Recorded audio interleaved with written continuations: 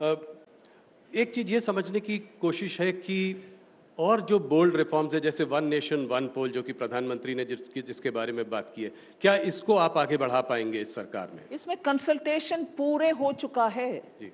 और इसमें ये भी है, जनता मान रही है कि खर्च इतना हो रही है, साल भर हो रही है, हर राज्य में हो रही है, पंचायत के स्तर पर हो रही है, फिर भी इन सब का असर दूसरे एक विषय है जिसमें हम सब ध्यान देना चाहिए।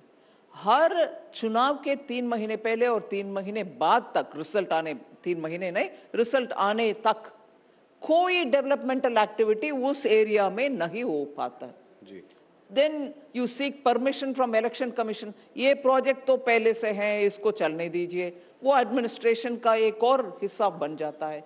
इसीलिए ऐसे डेवलपमेंटल एक्टिविटीज का रुकावट बार बार होना और हर चुनाव का उनके स्तर पर खर्च उठाना, ये सब नेशनली अवॉइडेबल एक्सपेंडिचर है। जी। इसीलिए वो आइडिया का इनपुट इतने सारे और एक उच्च स्तरीय कमेटी के द्वारा, पूर्व राष्ट्रपति जी के कमेटी सुझाव आए हैं, जरूर इसको आगे तो बढ़ाना सरकार चाहिए। कमिटेड है, इसको आगे लेकर जाएगी। देश के हित में जरूर करना ही है। एक नेशन वाइड कास्ट सेंसस की भी बात ऑपोजिशन ने बहुत की थी चुनाव के समय में, सरकार का क्या मत है इस पर? इसमें पहले से हम बोल रहे हैं और बजट के समय में हम उसके साथ चल रहे हैं, हम उसके खिलाफ है, इस विषय से मैं ताल्लुक नहीं रख रही हूँ अभी। सिर्फ इसीलिए मैं बोल रही हूँ, बजट के द्वारा, इंटरिम बजट के द्वारा हमने स्पष्ट ये बात बोले, 4 ऐसे कास्ट है जिसके ऊपर ध्यान देना चाहिए: किसान,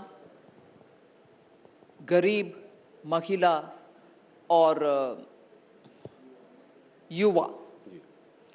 इन चारों को हम अगर प्रोत्साहन देंगे, इसमें हर जाति शामिल है, हर जाति को आगे बढ़ाने के लिए इस रास्ते पर चलने में हम उस नजरिया से डेवलपमेंट को प्रायोरिटी देंगे, ना कि division between one cast and another. इस रास्ते पर माननीय प्रधानमंत्री जी ने वोट ऑन अकाउंट बजट में ही हमने इसका स्पेसिफिकली मेंशन भी किया है। जी। I'll ask you a few questions on the economy since I have you captive today. The GDP growth in Q1 at 6.7%. My question is the economy slowing down? You know, it's easy to catch every month or every quarter's figure and say it's not 7, it's not 8. And then the reason for 6.7 had also come out. The chief economic advisor has also mentioned that because of elections, the capital expenditure which was announced, 11 lakh crores, slightly over it, didn't find much of an expenditure happening in the Q1 because every department was probably looking at post-election time. As a result, the large chunk of influence or impact which could have been had because of the public expenditure was muted. That's right. And therefore, to that extent, it shows in the Q1 numbers. But subsequently, Q2 and we are in the third quarter, the expenditure will pick up, and that will, I suppose, trigger the little slowing down that you suspect to move faster. You know, India remains one of the fastest growing economies of the world. Given right now that, you know, there is some soft GDP growth and the inflation is also moderate, do you think there is a case for monetary easing? I'm asking for your view. Yes, my view being said here will become, Finance Minister expects RBI to bring it down. I don't want to add to that. RBI is doing its full analysis and taking a call. And therefore, I expect them to look at the economy as a whole, both for growth and for inflation. You know, it's election season. We have 4 state elections coming up. I wanted to ask you a question around freebies. How concerned, how worried are you about political parties promising freebies? You know, the Prime Minister was the one who really took this up, spoke against the Revdi culture in a big way. But now I see that some of your governments are doing exactly the same thing. You know, in Madhya Pradesh, we had Ladli Bahna. Now we have Subhadra that is being announced tomorrow in Odisha. Then again in Maharashtra. How dangerous is this trend, and what is your message of fiscal prudence to the states? Look, let me be clear. I've been saying this much before the debate on the Lok Sabha issues. Manifesto-related issues came up. Every state and the center will have to look at the work which is capable of being undertaken by every government, meaning center, any party aspiring to get to the center or aspiring for state government's positions will have to understand what that budget is capable of taking up. Will that state be in a position to undertake its developmental activities plus all the freebies and get it funded through the budget in the assembly, get it clear in the assembly or in the parliament, and then announce schemes?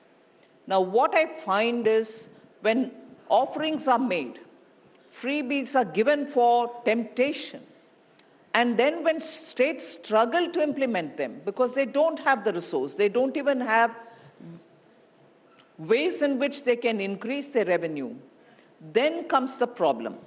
Classic example is of Karnataka and Himachal Pradesh, where even without doing their homework, they gave a lot of promises. Look at what has happened between the two states. In Himachal Pradesh, what is the halat? And this is not because I'm sitting as a BJP member or currently in the central government. The state government themselves have been saying that they are just not able to cope with it. Yeah, they can't pay salaries. They can't. And they were going to pay OPS, pension, old pension scheme. They are not able to pay current salaries. They offered to go through the OPS back again. And Karnataka, unbelievable number of promises.